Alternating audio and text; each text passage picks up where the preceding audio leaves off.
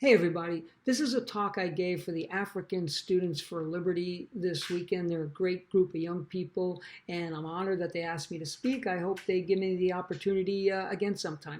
By the way, I don't play any of these guitars. It's on the bucket list, so that's all we'll say about that. Okay, I'm going to try to get through this in around 10 minutes or so. The title is How Computer Models Affect Economies and Liberty. The topics are going to be what are computer models, and we'll give examples of reliable and unreliable models. I'm not going to get into the good, bad thing. Let's start with what is a computer model. Now, this is my definition, a mathematical representation of an aspect of reality. Basically, models are virtual representations of things that are going on there in the real world. This is Isaac Newton. He did not have a computer, but he created some very cool mathematical models, one being force equals mass times acceleration. We all know that that led to many great inventions in our understanding of the world. And this is Dr. Einstein, E equals mc squared. We'll talk about the impact he had on our society. So let's get into some examples of these models. Here are a few of them listed. In engineering, anyone could go on the web and search for computer-aided engineering or 3D models and come up with what you see here. In the top left, this is a model of a race car. It's fully simulated. It's going to go around a track. We understand things like the inertia, the force on the car as it goes around curves, the wind velocity, coefficient of drag, things like that. We know how this model is going to perform before we even have an actual prototype car. Same thing in the top right here for bridges. We could test when this thing is going to fail. Here's the famous crash dummy test in the lower right, modeling airplanes. And then we could look at assemblies and see how these parts fit together. So very, very valuable in the engineering world. We all know about entertainment and special effects. How many of you went to see Titanic? I mean, you really felt like you were there on the ship. This in the lower left, that's Peter Cushing. He's actually deceased, yet with computer models and some other imagery and tricks, they were able to make it look like he was really in that most recent movie. A couple of others you see. Operations research, things like smart factories, smart national security. With smart factories, you have what's called the Internet of Things. Every one of the devices, many of the parts, the components, the assemblies are instrumented with devices that are going to send data. And with that data, you can actually simulate an entire factory, the whole supply chain, know when there might be shortages, plan for breakdowns, respond to breakdowns. So it makes things very, very efficient. Over here, we're showing a picture of War Games. That was a movie from the 1980s. But again, things like war can be simulated. Maybe that leads to much better outcomes. You never know, but it's a fact of life. They use models there. Okay, this is a model of the atom. Now, this is probably well over 100 years old. We don't know if an atom looks like that, but the mathematical musings of the atom led to things like what you see on the top right, the transistors. These were in the back of televisions when I was a kid. Later on came the integrated circuit and the World Wide Web. Everybody's got laptops and iPhones, and we see intelligent robots coming down the pike doing a lot of cool things. And this is, what's his name, Rocket Man from Elon Musk. He's floating around there out in space. And here's a picture of a starship that they're going to take us all to Mars with. The point is, these early mathematical models later became computer models. There was a lot of simulation. Electronics industry has created amazing benefits to our lives. We could have another webinar and talk hours and hours about that. So why are these models valid? Why do they work? Well, it's because the factors are well known, they're well understood. We know about things like material strength. We know about connectivity and inertia. We know about quantum mechanics and statistics. A lot we don't know about it, but we know enough to create things like integrated circuits and how they're going to behave.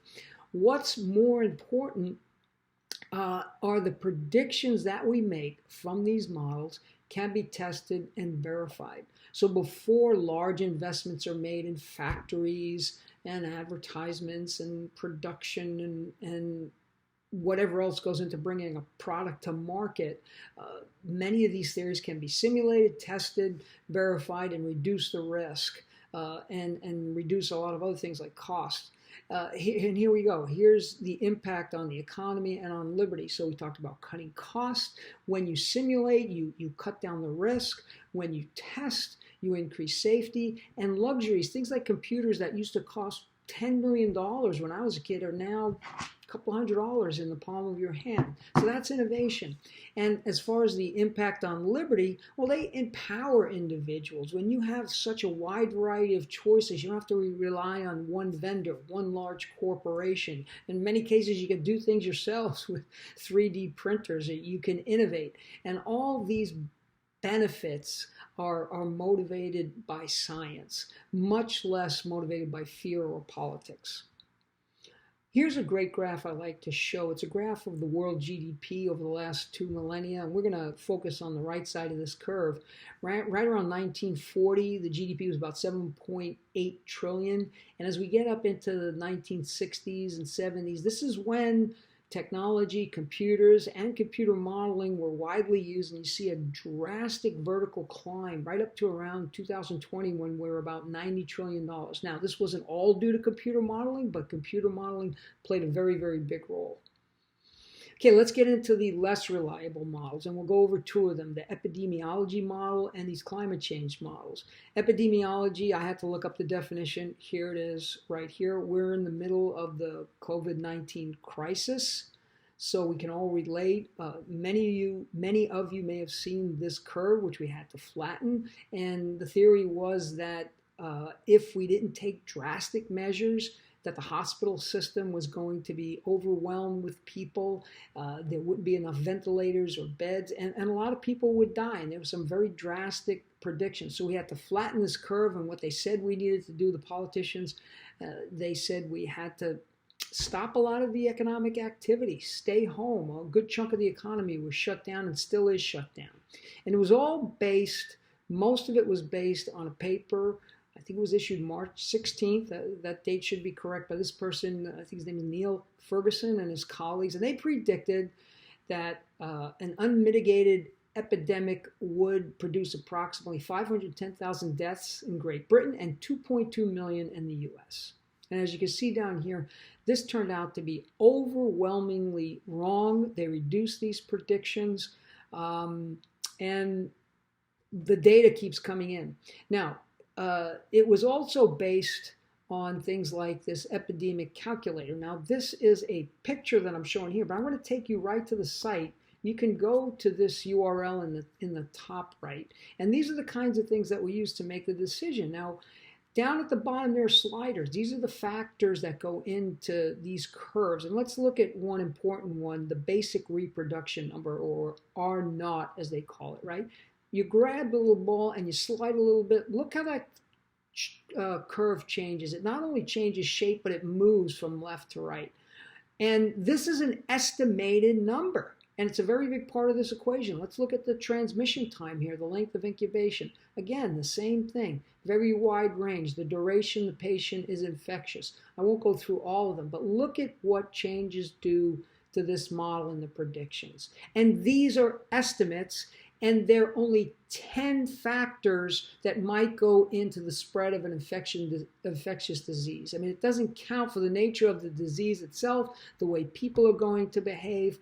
One more, let me just do it again. I want you to look at the scale here on the left. Look how that changes.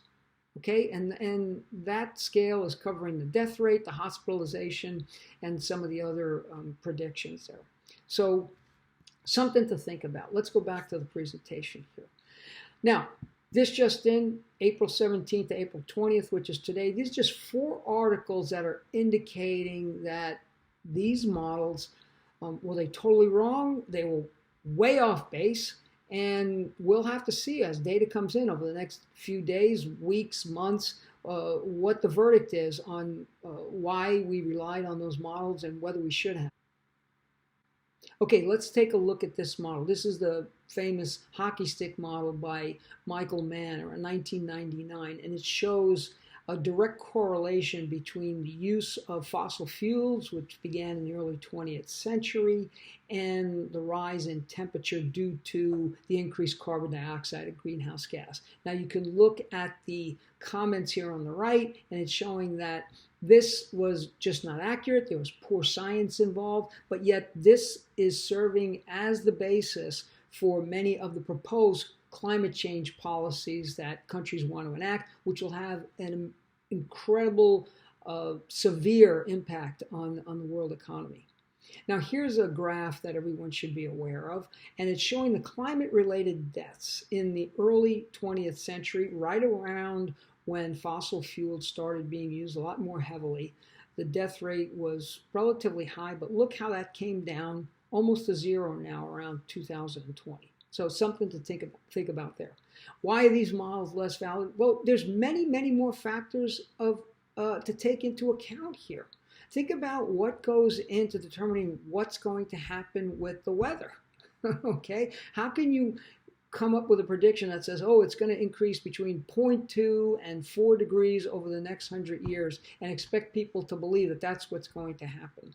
So the point is the factors are not well known, and these predictions are difficult to test and verify. So when someone tells you 2.2 million people are going to die, that needs to be questioned. They've got to provide some kind of basis for that estimate. And as we can see, they couldn't, and those estimates came really way down, and we're still yet to see what the end results of those predictions are. Okay, what's their impact on the economy and liberty? Well, if you cut out fossil fuels, your costs are definitely going to go up. You reduce the wealth and you take a severe hit in the economy, you're going to increase risk to life. You're going to decrease safety, and this is a bit of an exaggeration, but we're seeing this today about commodities becoming luxuries. How many of you had to wait online for toilet paper or not find it in your store? Now, again, it's a bit of an exaggeration, but it's not far from it. Okay, and the impact on liberty, well, we're in a lockdown. I mean, we're allowed to go out, walk in the street, but the restaurants are closed. There's not a lot of things to do out there, and it's just a weird feeling.